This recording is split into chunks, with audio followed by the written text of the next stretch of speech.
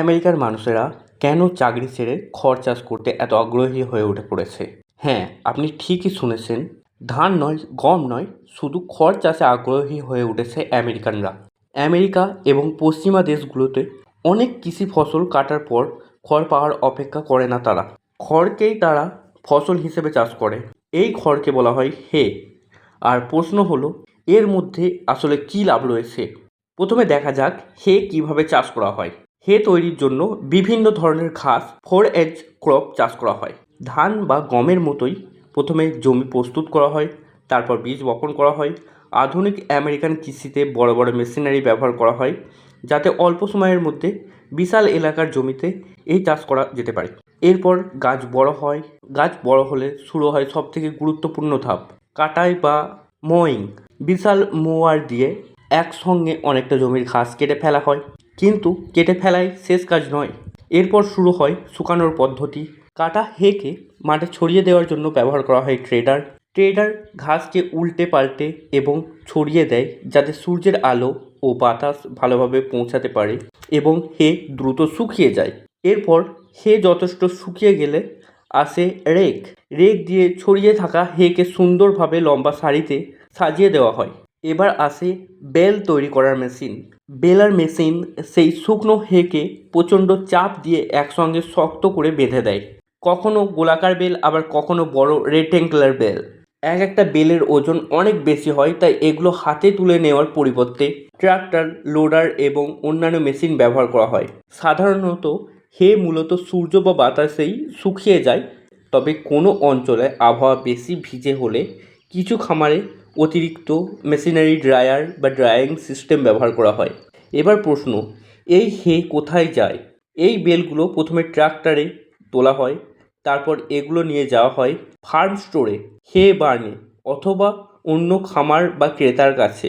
কখনো বেল শুকনো গোদাম ঘরে রাখা হয়, আবার কখনো দীর্ঘদিন সংরক্ষণের জন্য প্লাস্টিক দিয়ে র্যাপ করা হয়।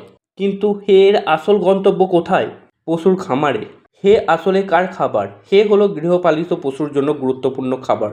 বিশেষ করে গরু, ঘোড়া, ভেড়া এবং অন্যান্য লাইভস্টকের খাদ্য হিসেবে হে ব্যবহার করা হয়। আর আমেরিকা ও অন্যান্য পশ্চিমা দেশে রয়েছে বিশাল বিশাল লাইভস্টক এবং ডেয়ারি ফার্ম। কোথাও শত শত, কোথাও হাজার হাজার গবাদি পশু পালন করা হয়। এতগুলো পশুকে প্রতিদিন খাবার দিতে গেলে খাবারের খরচও বিশাল হয়। আর এখানেই হে ফার্মের আসল ব্যবসায়িক সুবিধা। ধরুন কোনো খামারকে বাইরে থেকে পশু ফিড কিনতে হবে। যদি বাজার থেকে 1 কেজি ফিড কেনে, সেটার খরচ 100 টাকা হবে। তাহলে নিজের জমিতে সেই ফিডের একটি অংশ উৎপাদন করতে পারলে সেই খরচ অনেকটা পরিমাণে কমে যাবে। অর্থাৎ কৃষক শুধু হে বিক্রি করেই টাকা উপার্জন করছে না, নিজের পশুর খাবারের খরচও কমিয়ে ফেলছে। এটাকে বলা হয় ভার্টিক্যাল ইন্টিগ্রেশন। একদিকে তারা হে চাষ করছে, অন্যদিকে সেই হে নিজের লাইভস্টককেই খাওয়াচ্ছে। তারপর সেই লাইভস্টক থেকে দুধ, মাংস, অন্যান্য এগ্রিকালচার প্রোডাক্ট তৈরি করছে। অর্থাৎ ফিড নিজের জমি থেকে, পশু নিজের খামারে, উৎপাদন নিজের ব্যবসায়, খরচ নিয়ন্ত্রণ নিজের হাতে। এটাই পুরো মডেলের সবথেকে গুরুত্বপূর্ণ বিষয়। আর এখানেই তৈরি হচ্ছে বড় প্রফিট অ্যাডভান্টেজ। একজন কৃষক যদি তার পশুর খাবারের একটি বড় অংশ নিজেই উৎপাদন করতে পারে, তাহলে বাইরের ফিডের উপর নির্ভর করতে কম হবে। ফলে ফিড কস্ট কমে যাবে, প্রোডাকশন কস্ট কমে যাবে, লাইভস্টক বিজনেস মার্জিন বেড়ে যাবে। বড় লাইভস্টক ফার্মের জন্য নিজের ফিড উৎপাদন করা অনেক সময় একটি গুরুত্বপূর্ণ কস্ট কন্ট্রোল স্ট্র্যাটেজি হিসেবে কাজ করে।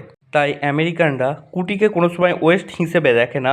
আমাদের কাছে জিনিসটা অনেক সময় ফসল কাটার পর পড়ে থাকা ওয়েস্ট হিসেবে মনে হয়।